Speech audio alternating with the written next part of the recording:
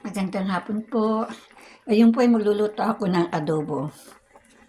Adobong alitas po na mayroong atay. Ayan po, ginisa ko na muna siya sa bawang sibuyas para mawala yung lansa niya. Inuna ko muna yung atay. Tapos nalagyan ko na rin ng suka at saka konting toyo at saka paminta. Tapos ito, niluluto ko na uli. Since outside ko lang ang adobo, ang atay.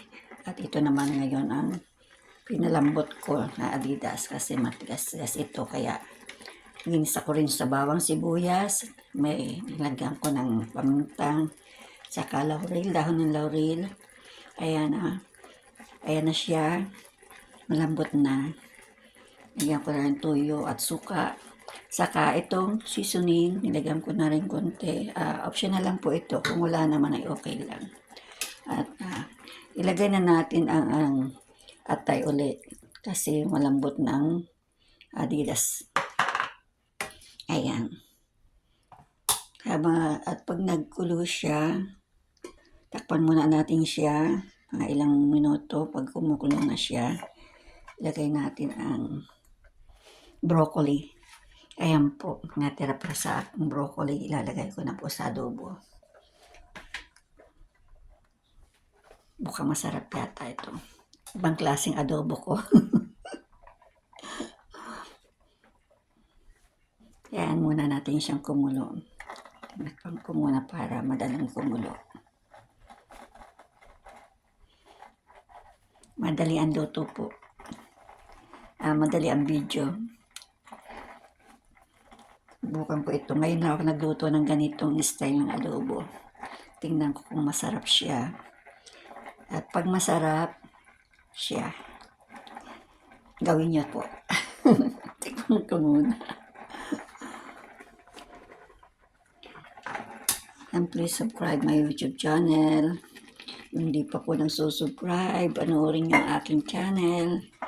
Bago lang po ang aking channel at medyo nag-aaral pa, hindi pa po sanay. Kaya pasensyahin nyo ng ibang kong video. Pero at least sisikapin ko po mapaayos ang video ko. Ngayon po ito na.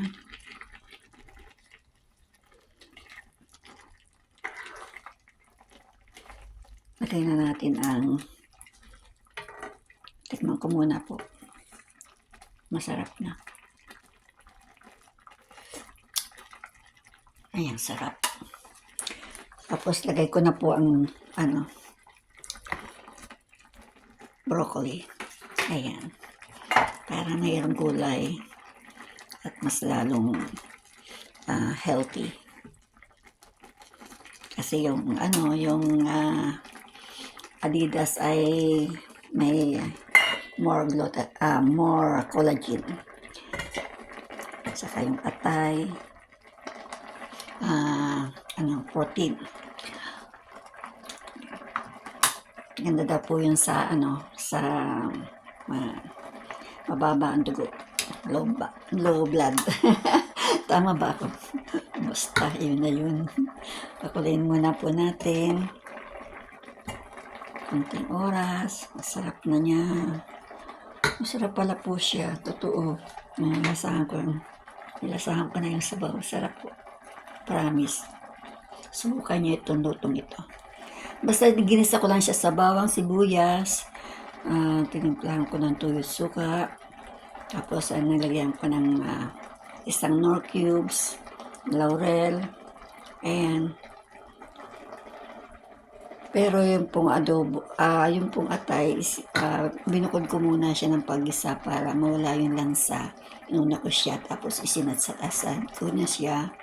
Tapos sinunod ko itong igis sa uli ay yung Adidas. Para hindi ko pag nagsabay at malambot ang atay, para yung pong Adidas ay pinalambot ko muna. At ngayon nga malambot na siya, nilagay ko na rin yung atay.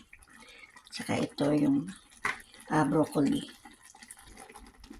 Luluto-lutuin muna natin yung broccoli para masarap siya. Para okay na siya pag lumambot na. Dapat pala sinabay ko na sa atay.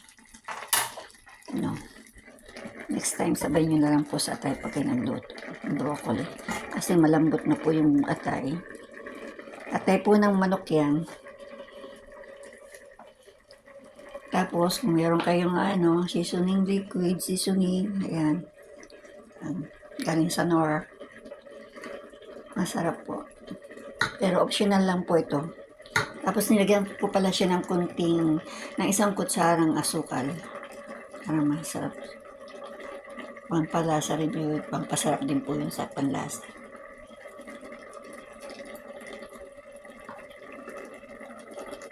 Lapit na siyang maluto. At kakain na po ako, gutom na po ako. Please subscribe my YouTube channel. Please po, thank you for watching and like na rin po yun. Kung pwede, i-share nyo na rin. Mas okay.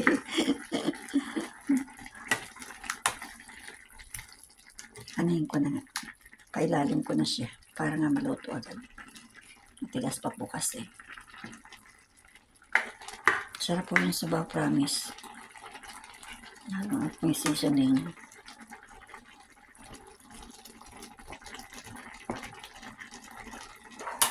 Ano na siguro kung salata ito. Sarap. Bicolana po kasi ako. Kaya lang hindi pa ako pure na Bicol. Galing po ako mga Camarines Norte. Kamla. Opo. Pero hindi po ako masyadong marunong magsalita ng Bicol. Pero nakakaintindi po ng konti. Kaya na po. Lapit na siya maluto. Gutom na po ako.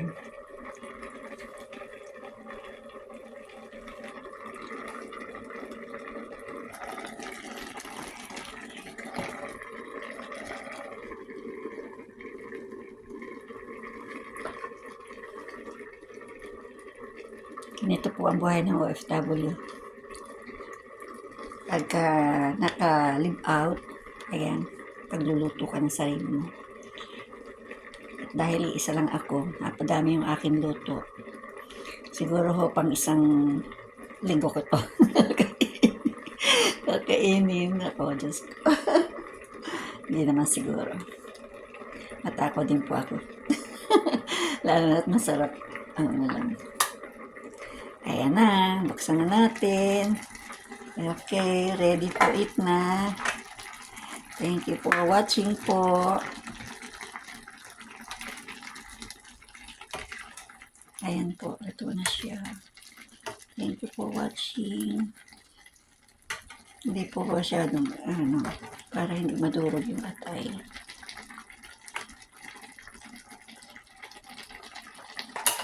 Bye-bye! See you next video. Off ko na po.